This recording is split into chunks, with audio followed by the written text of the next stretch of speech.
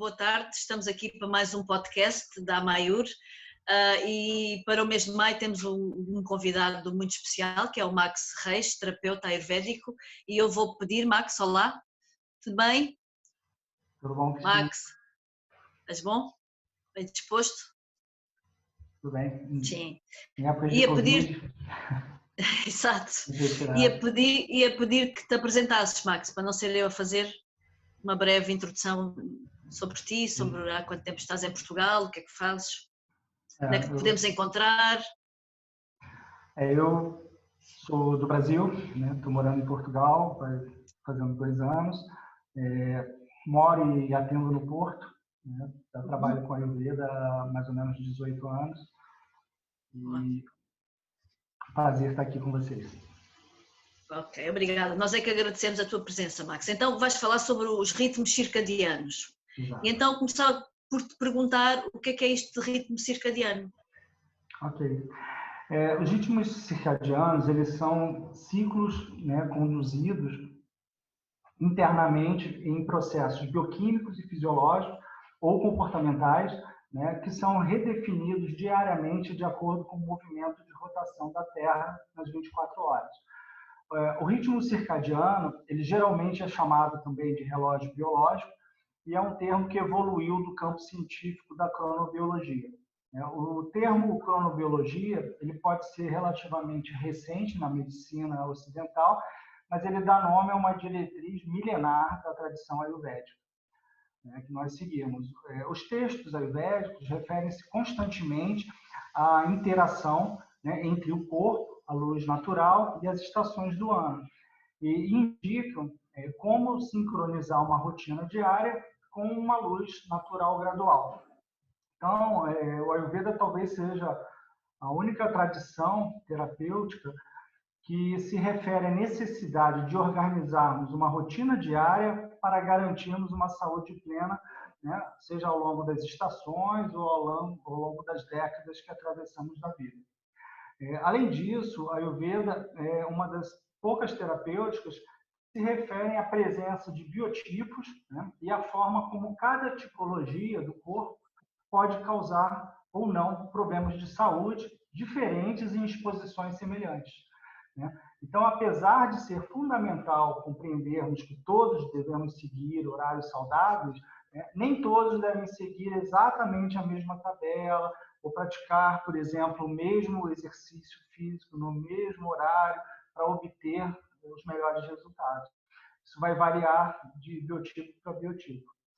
Então, por meio de rotinas disciplinares do sono, alimentação, autocuidado, exercício, né, o Ayurveda ele oferece várias ferramentas para equilibrar e restaurar nossos ritmos circadianos. Então, esses ciclos da natureza certamente nos incluem como seres humanos, né, mesmo sabendo que gostamos de achar, devido às nossas tecnologias, né, as leis da natureza não se aplicam a nós. De fato, quanto mais nos afastamos desses ritmos, mais desconforto sentimos. E quanto mais sintonizados estivermos nesses ciclos naturais, melhor será a saúde e o bem-estar. Então, como terapeuta, eu vejo uma infinidade de desequilíbrios, né, em meus pacientes, causados simplesmente por um desalinhamento de suas práticas cotidianas, ou agravados por elas.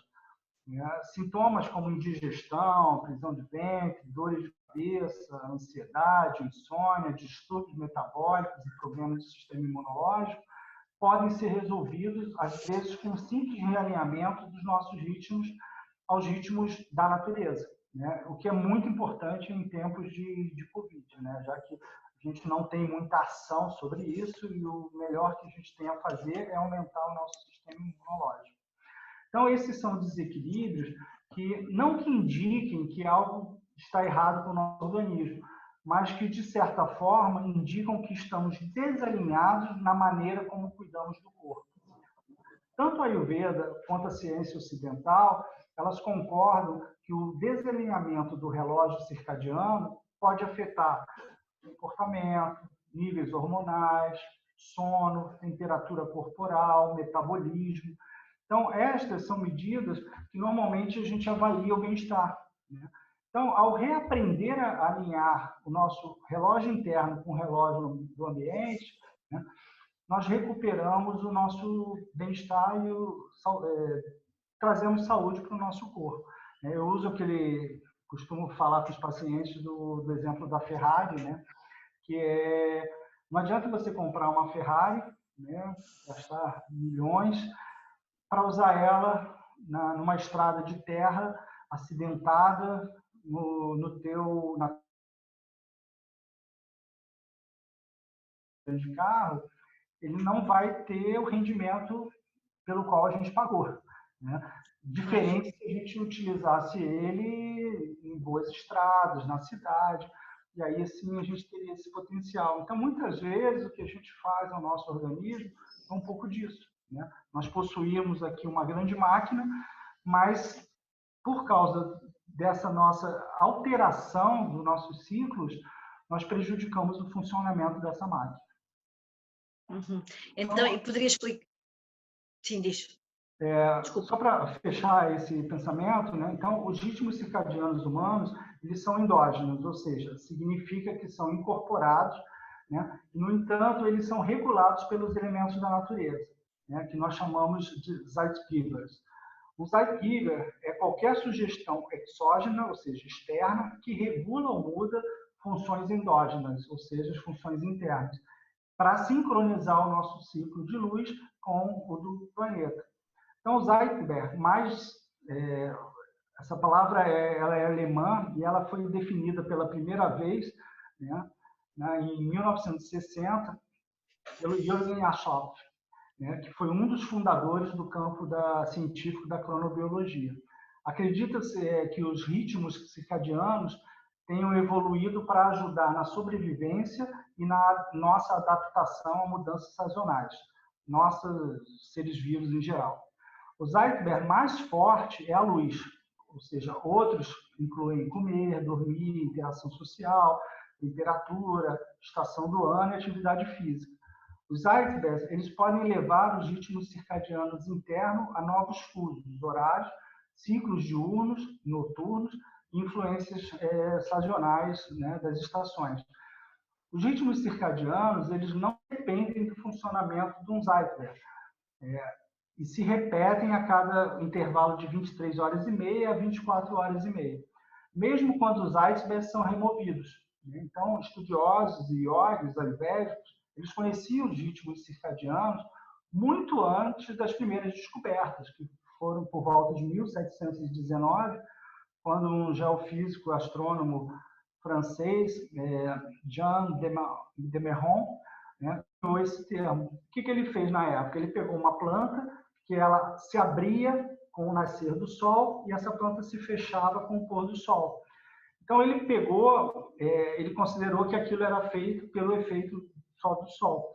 Levou para dentro de uma sala sem nenhum contato com luz e ele começou a reparar nos dias que, mesmo sem a presença do sol ali, a planta continuava abrindo exatamente no horário.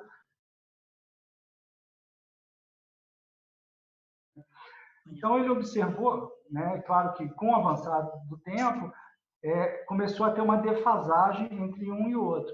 Mas ele, ao retornar com essa planta para o sol, né, para a luz solar, ela novamente se alinhou e começou a funcionar dentro desse ciclo.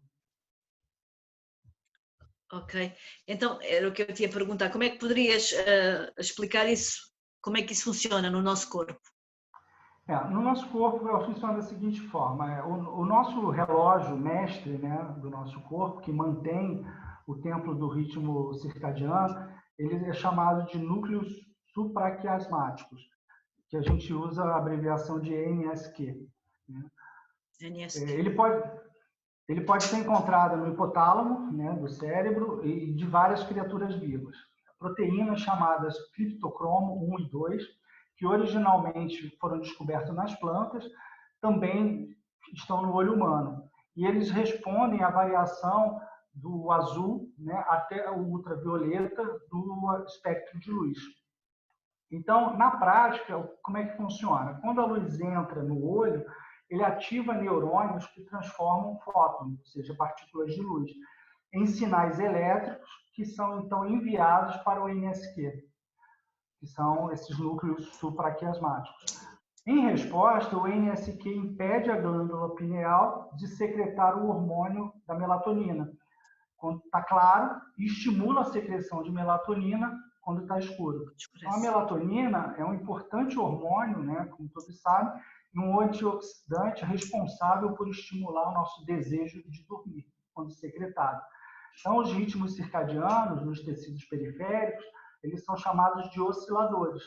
Então, após a nossa primeira exposição à luz pela manhã, o NSQ informa as outras células do resto do corpo que aumentam gradativamente o seu ritmo circadiano de acordo. Então, o NSQ, ele comunica seus sinais circadianos através de vários meios, né, como os hormônios da hipófise e o nervo vago, né, e para os tecidos periféricos, como o fígado, rins e o trato gastrointestinal. Os osciladores de tecido periférico, eles mantêm interativamente numerosos ritmos de fome, cansaço, estado de vigília.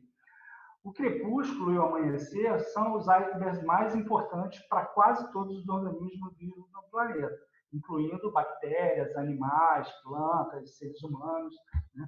Então, se a exposição inicial à luz for diferente consistentemente ao longo de um período de tempo, os ritmos circadianos vão mudar, né? Em circunstâncias normais, isso ajuda no nosso ajuste às mudanças sazonais, né? O ciclo do sono e vigília é o primeiro ritmo circadiano a mudar com a exposição à luz. Os osciladores nos tecidos periféricos levam vários dias a mais. Isso é inofensivo se ocorrer gradualmente, mas mudanças bruscas na exposição à luz, no entanto, causam desequilíbrio, que são o caso do jet lag, né, que é muito comum as pessoas terem essa percepção com facilidade. Então, os pesquisadores especulam, né, que viagens longas, mudanças drásticas, a sincronicidade do ritmo circadiano. Quando os ciclos circadianos dos tecidos periféricos correm autonomamente, sem esse controle, a partir do NSQ, eles tendem a o que a gente chama de correr livremente, ou seja, eles não vão perdendo esse controle e aí os ritmos circadianos tornam-se desincronizados. Essa desincronização, ela cada vez mais está sendo percebida na observação de uma variedade de doenças. De sono e vigília, que é conhecido pela secreção da melatonina, e ela está associada nas nossas escrituras ao terceiro olho, né, em muitas tradições também. Então, a melatonina ela circula pelo corpo de muitos animais e acredita-se que ela envolva os ritmos circadianos de várias funções biológicas. Então, sabe-se que ela afeta o ciclo do sono e os ritmos circadianos, ela suprime o crescimento de tumores, né, e ela atua como um poderoso oxidante. Em humanos saudáveis, normalmente o que acontece? A melatonina é secretada em níveis baixos, com pouca luz, e ela vai aumentando gradualmente, né, nas próximas várias horas. E ela atinge um pico do sono do ciclo do sono.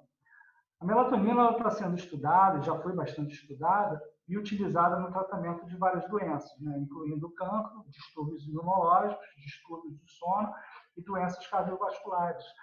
A luz artificial de computadores e luz suprime a produção da melatonina no corpo, perturba o nosso ritmo então circadiano e priva o corpo de um precioso antioxidante natural. Então, é importante as pessoas terem isso em mente, que não adianta assim, você virar uma noite para dormir no dia seguinte, né? Porque a luz vai ter uma influência e isso vai influenciar em vários ciclos de funcionamento do nosso corpo. Então, a exposição à luz crônica, ela inibe a secreção da melatonina e causa insônia em alguns indivíduos. Eu costumo brincar lá que é aquela história da criança, né? Às vezes eu chego com um paciente que tem problema de insônia grave. E aí eu pergunto, como é que funciona teu sono? Ele, eu estou lá mexendo no computador, no telemóvel, estou respondendo mensagem, estou vendo um filme, e aí eu vejo que está tarde e vou dormir. Aí eu brinco com ele que é mais ou menos assim, como se você pegasse uma bola, joga para uma criança, pede para a criança trazer a bola, joga a bola para a criança, traz a bola, aí você olha no relógio e fala, nossa, 1h da manhã, dorme. Aí a criança está em estado de alerta, essa é o nosso cérebro, né? Que como você estava com luz, você não secretou, né, a melatonina. Só para você ter uma ideia, uma única lâmpada acesa por 30 minutos, ela já pode reduzir a nossa produção de melatonina pela metade, né? Então, alguns pesquisadores médicos até teorizam que a melatonina seria a soma, né, que é o famoso elixir da imortalidade lendário lá das escrituras, e que se acredita ser secretado pelo terceiro olho, né, que seria a glândula pineal, durante a meditação. Então, tem um estudo que foi realizado no Hospital Universitário de Oslo, que eles compararam 27 meditadores com 29 não meditadores. E eles observaram que os níveis plasmáticos de presença de melatonina no sangue, ela aumentava substancialmente nos meditadores. E que a diminuição era lenta durante as próximas 3 horas, trazendo para eles uma noite muito mais tranquila de sono. Alguns profissionais de saúde até acreditam que muitas doenças que são presentes, né, como distúrbio metabólico, incidente cardiovascular, diabetes, que são muito comuns em trabalhadores que trabalham em turnos de noite, madrugada, são causados exatamente por esse desincronização do ritmo circadiano. Porque essas pessoas geralmente trabalham várias noites, várias semanas, vários meses, né? E o hábito faz com que, mesmo nos finais de semana, eles não consigam ter uma noite normal de sono. E aí, o que acontece? Essa rotina, ela não consegue se regular durante o final de semana. Então, os ritmos circadianos nunca têm uma oportunidade de se regular. Então, assim, fontes externas em nosso ambiente moderno, como luz artificial, elas podem mexer com o nosso ritmo circadiano. A maioria das pessoas, ela não vai apresentar sintomas claros por esses efeitos, né? Enquanto algumas vão apresentar altos graus de sensibilidade, que vão variar desde o início de um sono posterior até insônia grave e outros distúrbios do sono. Então, e como é que ele é evidenciado no tratamento ayurvédico, Max? Então, no Ayurveda, assim, as práticas diárias, né, de sadhana, dos praticantes ayurvédicos, elas mantêm a sincronicidade dos ritmos circadianos, né? As práticas diárias da sadhana, né, que são coletivamente referidas nas escrituras como dhanacharya, né? Onde dana significa um acompanhamento do dia, né, ou uma sequência. Então, como praticantes ayurvédicos, nós seguimos pistas, né, observadas na natureza com o nosso comportamento, de modo que nosso ritmo circadiano esteja alinhado com a rotação da Terra. Então, a Ayurveda ensinou que quando nós estamos fora de sincronia, né, com esse ritmo, doenças, desequilíbrios podem se desenvolver, né? Hoje sabe-se que as desarmonias do ritmo circadiano contribuem e potencialmente causam transtornos de humor, né, como a depressão, transtorno bipolar, né, algumas doenças físicas, doenças cardíacas. Inclusive, está sendo estudado o caso no Alzheimer, no Parkinson, né, obesidade e até o cancro. Então, por outro lado, assim, se somos capazes de alinhar nosso ritmo circadiano, nós podemos maximizar a nossa saúde, né? Podemos melhorar a nossa clareza mental e nossa imunidade, né? A consciência da força física. No Ayurveda, nós usamos as práticas de Dhanacharya, né, como higiene do sono, meditação, exercício, limpeza diária, para manter e restaurar nossos ritmos circadianos. A rotina diária, o Dhanacharya, sugerida pelo Ayurveda, ela é uma abordagem abrangente, né, para ajudar nessa sincronização, porque ela maximiza a nossa imunidade, ela desenvolve um corpo saudável, ela nutre a nossa mente, né, tornando ela mais calma, mais equilibrada, e ela cultiva a compreensão das nossas flutuações e ritmos diários. O Dhanacharya, ele limpa excessos de uma forma contínua, portanto, ele também é uma prática de desintoxicação, né? Nós falamos muito do Panchakarma, falamos muito de Rasayana, mas o Dhanacharya é uma prática de purificação que a gente faz todos os dias, né? Então, o Ayurveda ele descreve uma rotina diurna, uma conjunto permitem sincronizar o corpo, né, com o relógio circadiano. De acordo com a Ayurveda, o dia pode ser dividido em 6 partes em função das necessidades de acordo com cada influência do dosha. Às vezes eu vejo muitas pessoas falando que, então na verdade são 3 horas e depois se repetem, né? Mais ou menos, no papel seria, mas essas 3 horas que se repetem, elas se repetem por funções diferentes do nosso corpo, né? E aí eu vou falar um pouquinho sobre isso. Então, das 6 às 10 da manhã, prevalece a nossa energia kapha. Isso significa que o corpo poderá se encontrar um pouco ainda entorpecido, lento, propenso à retenção de líquidos, congestão nasal, né? Então, a mente e o corpo, eles despertam com a primeira luz do dia. E eles precisam de movimento, né? De meditação, de alimento, para se sincronizar com o novo dia. Então, é engraçado que, às vezes, quando você está trabalhando na Natchala de um paciente, ele fala, mas isso na Índia, o cara já acordava mesmo às 5 horas da manhã para meditar. Não, é o contrário. Ele passou a acordar e meditar exatamente porque era o tempo ideal que o corpo dele precisava, a mente dele precisava. Então, não é uma teoria que se encaixou num estilo de vida. Foi um estilo de vida que se desenvolveu em cima dos princípios de saúde do corpo. Então, nessa fase do dia, né, e sempre que equilibrada com um pouco de exercício físico e alimento, a energia kapha vence esse torpor, né, gerando uma influência constante e serena para a sua manhã de trabalho, né. Das 10 da manhã às 2 da tarde, prevalece a energia pitta. Então, nessa altura do dia, tanto a mente quanto o aparelho digestivo funcionam a todo vapor, né. Esse é o momento indicado para comer a refeição mais substancial do dia, né, levar a cabo o trabalho mais exercícios nessa fase do dia, porque ele já se encontra totalmente ativo. Além disso, o corpo precisa de concentrar a circulação sanguínea no aparelho digestivo para realizar o trabalho de converter os alimentos ingeridos em energia. E isso é uma situação que a gente vê muito no consultório, de pacientes que, durante o horário de almoço, aproveitam para ir ao ginásio, fazem atividades físicas pesadas e tem muito problema digestivo.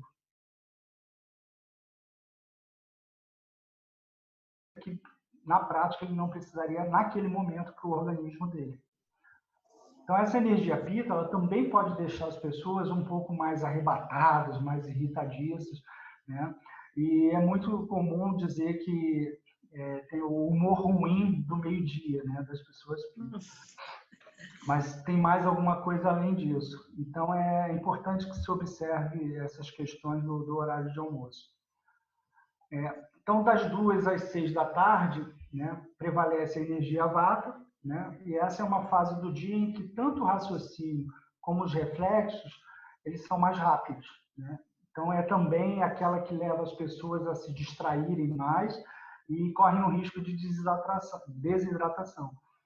Se você não tiver comido o suficiente pela manhã, né, uma alimentação adequada nos horários adequados, o que acaba acontecendo na hora deveria ser da hora e dá lugar a um certo tremor, né, e às vezes acessos de ansiedade, porque ela evidencia muito o lado pitta. E é isso que leva as pessoas a o quê? A petiscar ou a ter a necessidade do café, né, logo depois da alimentação, nessa altura do dia. Então, é preferível, né, se fortalecer com o alimento e o exercício físico mais cedo, né? Caso contrário, vai se deixar levar pela agitação da energia vata e aí esqueça a questão de se concentrar. A energia natural do corpo, nesse horário, ela chega em acessos, né? O que faz que no final desse período é natural que a gente comece a precisar descansar um pouco mais, se sinta mais cansado no final do dia. É muito comum as pessoas enfraquecer um pouco a visão, aí a pessoa já não precisa realmente de começar a diminuir o ritmo, né? Se manter hidratado, né, e evitar distrações. Das 6 da tarde às 10 da noite, a energia retoma o estado kapha, né, com o pôr do sol. que é a altura em que o corpo nos volta a parecer um pouco entorpecido, lento, né, em preparação do sono, né, aquele horário que as pessoas estão voltando do trabalho e tem que prestar atenção dirigindo no carro. Né? Então, pelas 6 da tarde, o processo digestivo nunca será uma boa altura para sobrecarregar nosso corpo com alimentos pesados, né, com muitas calorias. A nossa mente começa a transitar de um estado desperto e vulnerável a distrações para um período de maior serenidade, havendo também ali muitas pessoas que preferem ficar no escritório após as 6 da tarde. Por quê? Porque elas adoram esse fluxo de energia pita, né? Mas é fácil cair nesse erro de sobrecarregar a mente e precisa. Tem muitas pessoas que eu costumo dizer, eu gosto desse horário porque eu fico mais ativo, eu trabalho melhor e a empresa já foi quase todo mundo embora, então eu produzo mais. Então, em vez de prolongar o dia de trabalho, é preferível comer uma alimentação frugal e passar o resto do dia ali da tarde executar tarefas mais leves. Chegado o final desse período, importa que você esteja pronto já para começar a namorar com a cama. Então, das 10 da noite, né, outra observação também que eu faço, e aí é uma dica, né, para as pessoas que trabalham em empresa, observem a diferença do ambiente de reunião. Quando você faz uma reunião aí próximo do horário do almoço, que é o horário pita, as pessoas estão nervosas, e no horário mais do final, né, da tarde, como as reuniões se tornam mais calmas, mais tranquilas. Então, dependendo de com quem você for fazer a reunião, escolha melhor o seu horário de reunião. Então, das 10 da noite às 2 da manhã, volta a prevalecer novamente a energia pita, né, conforme eu falei, e aí o corpo volta a estar tremendamente ativo, mas de uma forma muito diferente da que ocorreu durante o dia. O cérebro ele preocupa-se agora em gerar ciclos de sono cada vez mais profundos para poder repousar e arrumar as ideias. Se uma energia pita, ela abranda o processo digestivo, né? E são o fígado e as glândulas suprarrenais que assumem o papel principal dessa energia. O corpo trata de transformar nutrientes em estado bruto, né, nas hormonas e enzimas que precisa para funcionar no dia seguinte. Esse é um horário também em que o nosso corpo faz uma limpeza de toxinas. Né? Então, é importante que nesse período o sono seja bem trabalhado. Se você se deitar no início dessa fase, né, essa energia pita funcionará a favor do seu corpo. Né? Mas muitas pessoas ficam acordadas a trabalhar até meia-noite ou até mais tarde. Isso está cada vez mais virando lugar comum. Eu te digo que hoje, a cada 10 pacientes que eu atendo, 8 não dormem antes da meia-noite. Então, assim, parece que eles sentem um novo fôlego, né, e ficam mais despertos depois das 10. Isso é verdade por quê? Porque, na verdade, quando o teu corpo entendeu que você não vai dormir, ele te estimula de novo. E aí você cai nessa cilada e vai trabalhar mais, ou vai ver mais TV, ou vai ficar mais tempo na internet. Então, não sabe o quê? As pessoas ficam e não sabem o que se deve a essa nova injeção de energia, mas dispõem-se a aproveitar essa energia que Pita está lhe dando. Né? Então, ser capaz de ficar motivado, né? Que é muito comum a pessoa, não, eu sou da noite. Né? E não, significa apenas que a vontade de dormir, né, pode ser vista de uma certa maneira como um comboio. Né? Eu acho esse exemplo muito legal. Um comboio que chega na estação e parte na hora marcada. Né? Muitos supostos nativagos, né, poderiam curar-se de suas insônias insuportáveis, né, assim como muitos outros problemas, se eles simplesmente aceitassem entrar no comboio das 10h30. Se eles pegassem e fossem para o seu sono, eles evitariam várias doenças e várias consequências delas. Então, assim, depois a gente tem o último ciclo, né, que são das 2 às 6 da manhã, onde se estende um novo período Vata, né? O sono se torna mais ligeiro, e os sonhos mais vívidos. O corpo prepara-se para uma atividade do ciclo diário. Então, se alguma vez, né, você esteve acordado a essa hora, você sabe que o despertar é instantâneo, né, e nos sentimos mais lúcidos, né, do que entorpecidos. É um novo período de reflexo, de raciocínio rápido, e há quem acorde nesse período mergulhado em uma torrente de pensamentos. É mais fácil acordar de manhã, antes das 6, do que depois das 6 da manhã. Eu costumo brincar com os pacientes de insônia que pior do que você perder o sono às 3 da manhã é encontrar ele às 6, quando você é obrigado a acordar mesmo. E isso é muito comum, que é a altura em que a energia cafa, né, volta a condicionar o comportamento do corpo. Então, assim, os ritmos circadianos, eles podem influenciar muitos aspectos do nosso bem-estar, né? Os ciclos de vigília, liberação hormonal, temperatura corporal e outras funções corporais importantes, eles são todos regulados por esses ritmos, né? Os ritmos circadianos anormais têm sido associados aos vários distúrbios do sono. E lembrando, durante o sono profundo é que é feita a maior parte da limpeza do nosso organismo. Se a gente tira do nosso organismo esse período precioso, a gente está acumulando mais ainda toxina. E ainda tem gente que come durante esse período, né? Fogo digestivo, você está roubando mais. Tudo errado. Tudo errado. A obesidade, diabetes, né, depressão, transtorno até afetivos.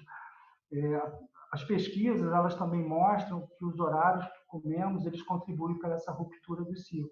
Porque se eu como no horário que eu deveria estar indo dormir, é nesse horário que eu vou estar fazendo a minha digestão. Então, além disso, os ritmos circadianos, eles afetam também, e pouca gente sabe disso, a fertilidade, né, o envelhecimento. Então, eles podem causar estresse e os ataques cardíacos são muito constantes.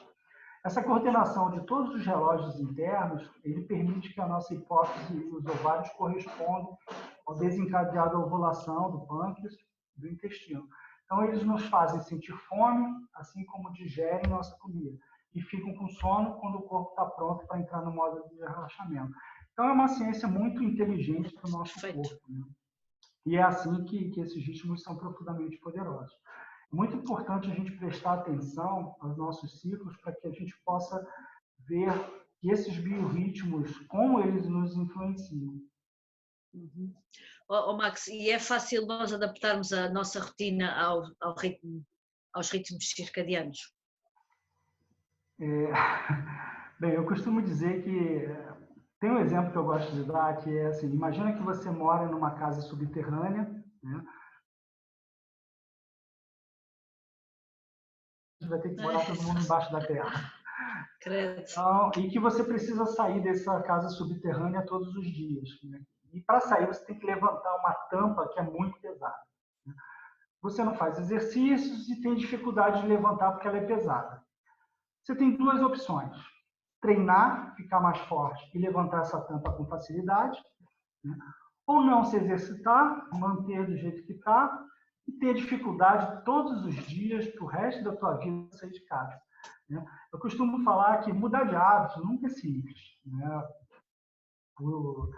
Mas eu acho que pelos benefícios que isso gera, né? E se a gente parar para pensar com lucidez, a gente faz tanta coisa errada, né, nas nossas rotinas. Eu acho que seria muito mais difícil eu dizer para alguém que beber em excesso, fumar, dormir mal. Eu acho que se a gente consegue fazer tudo isso que é errado e traz tantos sintomas ruins para o nosso corpo, é muito fácil mudar. É só a gente querer. Eu tenho dito com alguns pacientes meus, tenho aproveitado esse período para puxar a orelha deles, porque muitos deles me diziam: não, é muito difícil mudar a rotina, é muito difícil meditar, porque eu não tenho tempo. Aí o mundo veio e falou: toma, te dou o tempo que você precisa. Né? Exatamente. Quantos mudaram? E quantos estão realmente trabalhando para mudar, né, suas rotinas? Então, assim, saber que as células funcionam de maneira diferente em momentos de um ciclo de 24 horas, isso vai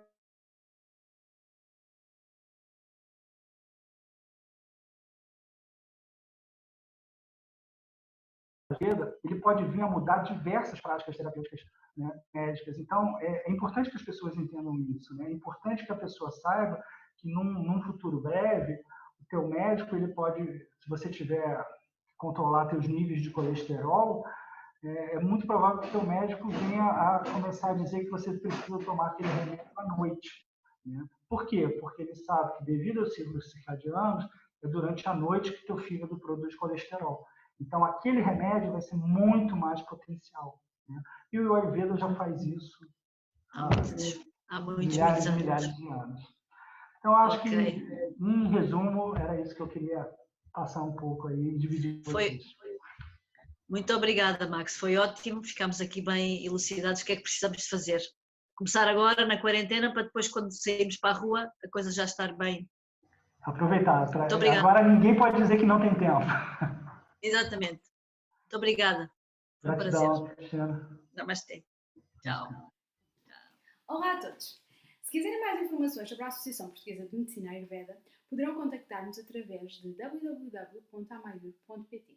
No nosso site têm disponíveis todas as informações sobre os profissionais de medicina Ayurveda ao longo do país, assim como das entidades formadoras reconhecidas para lecionar os cursos de terapeuta e de técnico de medicina Ayurveda.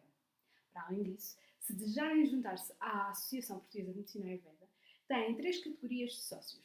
A categoria de sócio profissional, que pretende defender os profissionais da Ayurveda em Portugal, assim como a categoria de formando, que são todos os associados que estão em formação, e a categoria de amigo, para aqueles que gostam do Ayurveda e que querem que ele cresça em Portugal. Para além disso, também podem adquirir alguns dos produtos disponíveis na associação. Muito obrigada por assistirem ao podcast e continuem a ver.